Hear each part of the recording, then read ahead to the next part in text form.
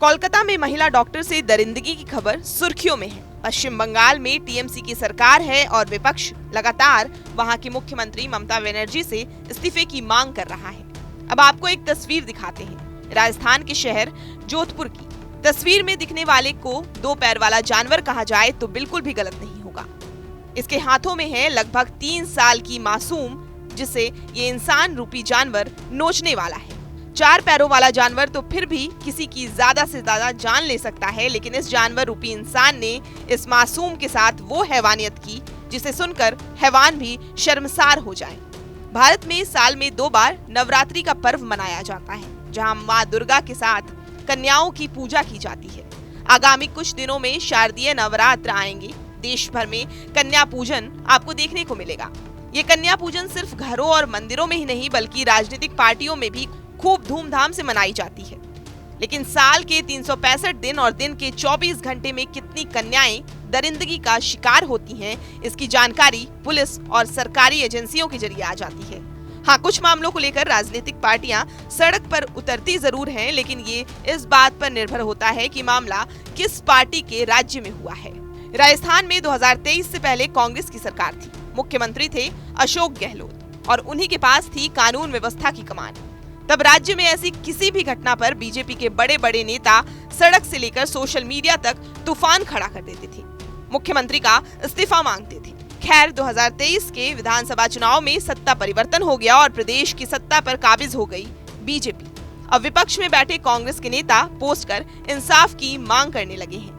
पूर्व मुख्यमंत्री अशोक गहलोत, उप मुख्यमंत्री सचिन पायलट के साथ ही कई बड़े विपक्षी नेताओं ने पोस्ट कर इंसाफ की मांग की है।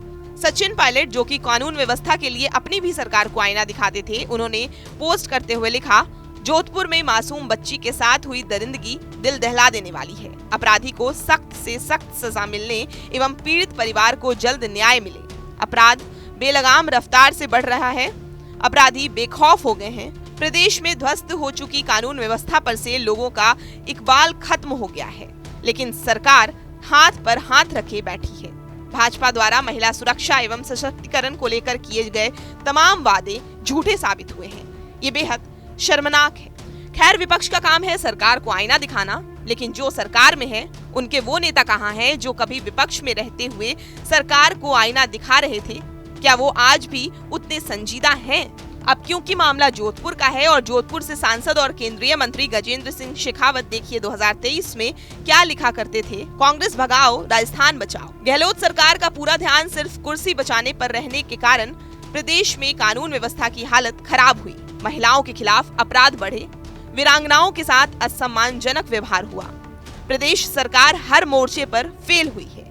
3 साल की मासूम के साथ जो घटना घटी उस पर अभी तक शेखावत जी ने संवेदना भी व्यक्त नहीं की है। विपक्ष में रहकर बड़ी बड़ी कार्रवाई की मांग करने वाले नेताओं की सोच सत्ता में आते ही कितनी संकीर्ण हो जाती। दिल्ली में 2012 की वो दिसंबर वाली रात की कहानी आज भी लोगों को झकझोर देती है।